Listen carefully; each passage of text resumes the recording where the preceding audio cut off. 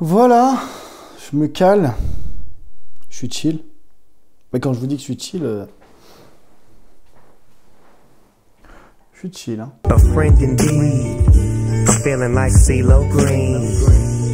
Salut à tous, aujourd'hui j'avais envie de vous parler de 5 miracles magiques que j'ai fait. Alors, qu'est-ce que j'appelle un miracle magique? Vous savez, la magie, c'est 20% de technique pour 80% de psychologie.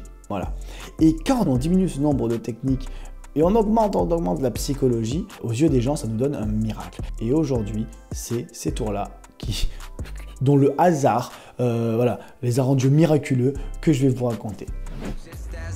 Je vais essayer de monter crescendo. La dernière anecdote que je vais vous raconter, elle est folle.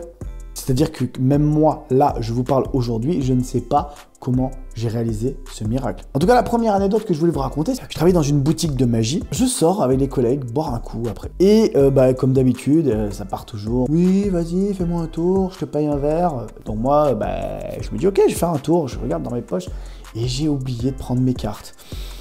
On va essayer de se démerder. Et je me dis, attends, on va tenter un truc que normalement je fais avec des cartes. En fait, le tour de base, c'est je pose une carte face cachée et j'essaye d'induire la carte dans la tête du spectateur.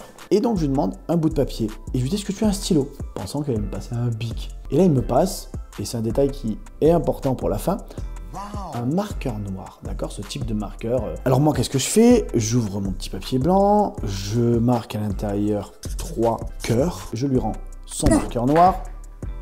Et puis, je me mets à essayer de lui induire la carte. Je vous rappelle que je veux lui induire le 3 de cœur. Je lui dis très vite, donne-moi une couleur. Quand je dis couleur, je pense au symbole, cœur, pique, carreau, trèfle. Et lui, il voit couleur, il s'arrête à la base de la couleur, rouge, noir. Et il me dit noir. Là, dans ma tête, je dis aïe, bon, c'est raté. Mais c'est vrai que ce tour-là, c'est bien, parce que quand tu essayes d'induire la carte, si il te dit par exemple 3 de pique, bon, tu avais mis 3 de cœur, tu vois, t'es pas loin. Enfin, si tu dis 3 de pique et que toi t'as mis valet de carreau, bon, t'es un peu aux fraises. Donc je continue parce que je me dis, à tout moment, il me dit 3 de pique, et bon, l'expérience est pas mal. Est-ce que tu peux me donner un symbole? Et il me dit cœur. Et là, dans ma tête, ça va très vite. Et je me dis, il y a moyen de marquer un peu l'esprit avec quelque chose. Et je lui dis, mais tu sais que cœur, c'est rouge quand même. Et tout à l'heure, tu m'as dit noir. Il me regarde comme ça, il fait, moi je veux un cœur noir, qu'est-ce qu'il y a? Ok, je continue. Et dans ma tête, ça commence à bouillonner, tu sais, à faire T'as le feu d'artifice, t'as le bouquet final. Et moi, j'étais en train d'allumer la dernière mèche pour faire partir le bouquet final parce que je savais que ça allait être fou à ce moment-là. Et donc, je continue. Je fais quel chiffre? Il me dit 3. Et là, dans ma tête, bouquet final. Je prends le papier, je déplie, je le retourne et je lui montre, regarde, 3 de cœur. Et comme tu le voulais, marqué au marqueur noir. Pam! Je pose le truc sur la table, je me retourne. Je suis retourné avec mes potes, ça n'a pas pris 5 minutes pour qu'on ait des verres qui se passent sur la table. La deuxième tournée, c'était pour lui, ça fait plaisir. Ce jour-là, avec un pote, ce pote va acheter son briquet. Je te parle de ça, c'était une année de Coupe du Monde. Et donc, il y avait des briquets à l'effigie de l'équipe de France. Et en fait, il y avait d'un côté du briquet l'équipe de France et de l'autre côté du briquet, il y avait un joueur. Et moi, j'ai une petite technique magique qui me permet de montrer le côté du briquet que je veux. Je peux vous le montrer avec une carte pour illustrer. Ce côté-là, 4 de cœur. Ce côté-là, 4 de cœur. On a vu 2 fois le même côté. Je vous ai feinté. Donc, je lui demande si je peux lui en prêter son briquet. Je lui montre le briquet des deux côtés. Je lui montre, c'est un briquet équipe de France. Il me dit, bah oui, je sais, c'est pour ça que je l'ai acheté. Moi, je soutiens l'équipe de France, nana. Et là, encore une fois, je fais appel à mon cerveau. Bon, comme quoi, il n'y a pas qu'un physique quand même. Il y a aussi là-dedans, ça travaille un peu, quoi. Mais je lui dis, est-ce que tu as un joueur préféré? Et là, vous devinez ce qui se passe. Il me dit Thierry Henry, parce qu'à l'époque, c'était Thierry Henry. Et moi, je dis, mais alors attends, on peut faire un truc de fou, parce qu'on est d'accord qu'il y a toute l'équipe dessus. Il me dit oui. Je fais, mais puisque tu es fan de Thierry Henry, regarde, je fais juste ça. Je frotte. Et là, je demande d'un côté Thierry Henry, de l'autre côté Thierry Henry. Là, il fait, non, mais c'est pas possible.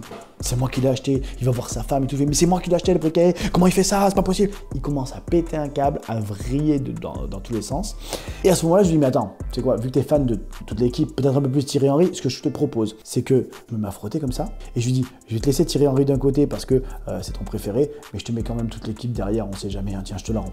Comme quoi, ce que je vous disais au début, 20% seulement de technique, mais tout le reste, c'est de la psychologie. La troisième anecdote, j'étais à Nîmes pour une école. En gros, ce qui se passe, c'est que je suis avec mon paquet de cartes et je m'apprête à faire un tour de cartes à une demoiselle. Chiante. Gentille, hein, gentille, mais chiante dans le sens. Et là, je peux toucher, et là, je peux vérifier, et là, je peux voir. Attends, je peux mélanger. Je lui demande de choisir une carte. Elle choisit la carte et je lui demande de la reposer dans le jeu. Puis elle me dit non, non, je veux la mettre moi-même. Au moment où elle met la carte dans le paquet, elle me dit mais je veux la pousser entièrement. Elle légalise bien, tu vois. Et limite, elle me récupère le jeu. Elle me dit ouais, mais je peux mélanger. Ok, bon. Et là, je la laisse mélanger. Mais heureusement, avant de lui faire rentrer la carte, je lui avais fait signer. Même si je ne connais pas l'identité de cette carte, eh ben, au moins, hop, en un petit coup d'œil, à la limite, je pourrais essayer de la retrouver, tu vois, tu as compris le bail. Et je sais pas ce qui s'est passé à ce moment-là. Au moment où elle mélange, ça fait un truc genre... Et la moitié des cartes tombent par terre. Sauf que dans sa main, le paquet qui reste se retrouve comme ça. Et là, je la vois qui se baisse pour aller ramasser les cartes. Et pendant qu'elle est en train de ramasser les cartes tranquillement par terre, moi, qu'est-ce que je fais?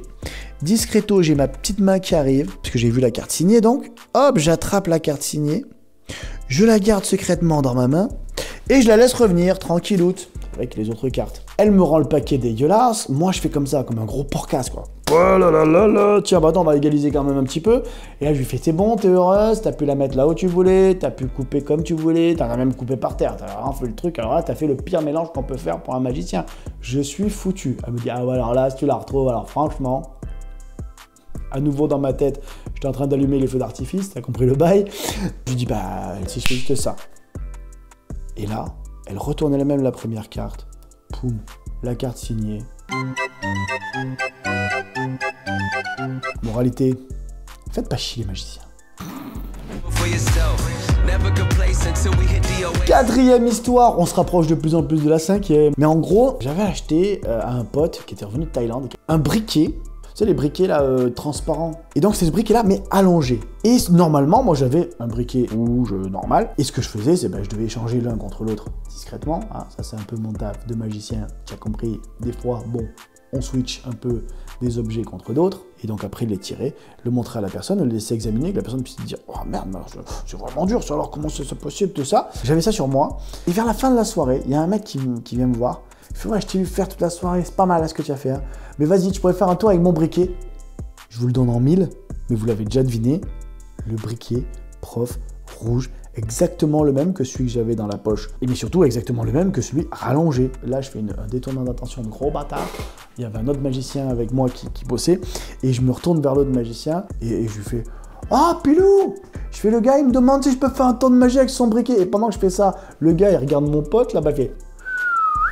Et forcément... tourne la tête, moi pendant ce temps-là, je transforme son briquet, je reviens et au lieu de montrer ça comme ça, je cachais toute une partie dans ma main en mode gros dégueulasse pour montrer qu'il était petit en fait. C'est bien ton briquet, on y va, alors on va essayer. Tiens, je fais ça, et puis tout doucement, tu vois, je fais apparaître tout le briquet en entier et là le mec il me fait non, c'est pas possible.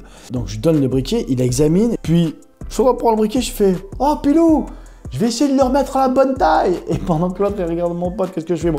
Je change pour l'autre. Je me retrouve avec le tout petit. Alors pour le coup, le tout petit, hein, je le tiens bien sur le bout des doigts comme ça pour faire croire que c'est encore le grand. T'as vu qu'il est encore grand comme ça. Et puis, à ce moment-là, j'appuie, je lui rends son petit briquet. Le mec, il est fou.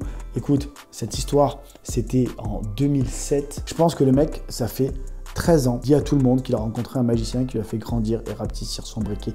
Bref, un miracle magique. Dernière anecdote.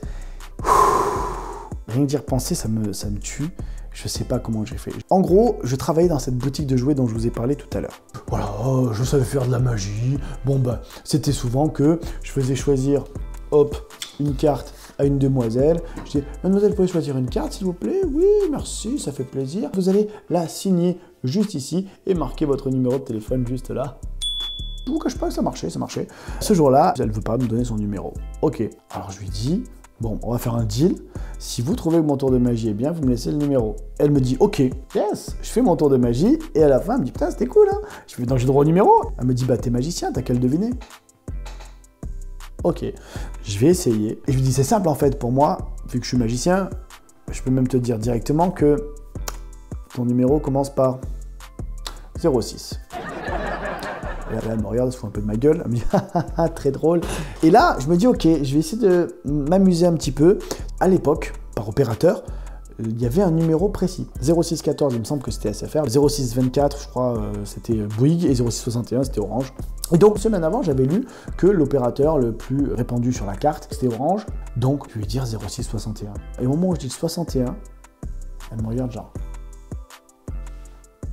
Et je le vois dans son regard. Je viens d'appuyer là où il fallait, quoi. Et là, dans ma tête, je vois des nombres arriver.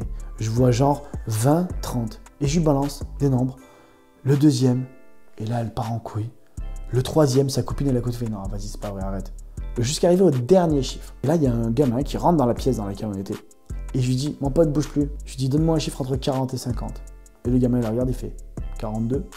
Et la fille, elle était choquée. J'avais deviné tout son numéro de téléphone. C'était le plus gros miracle magique que j'ai fait de ma vie, vous vous rendez compte? Même moi, à l'heure actuelle, je ne peux même pas expliquer comment j'ai fait ça. Si ça vous a plu, n'hésitez pas à mettre le petit pouce bleu, bien sûr, mais également à aller checker en description si vous aussi vous voulez réaliser des miracles magiques. Sachez que je suis partenaire avec une boutique de magie qui s'appelle le Marchand de Trucs et que vous avez un code promo, une petite réduction si vous y allez de ma part. Bien sûr, on n'oublie pas de s'abonner, d'activer la petite cloche pour être prévenu des prochaines sorties. Puis moi, je vous dis à très bientôt sur les réseaux sociaux sur une prochaine vidéo. Ciao, ciao.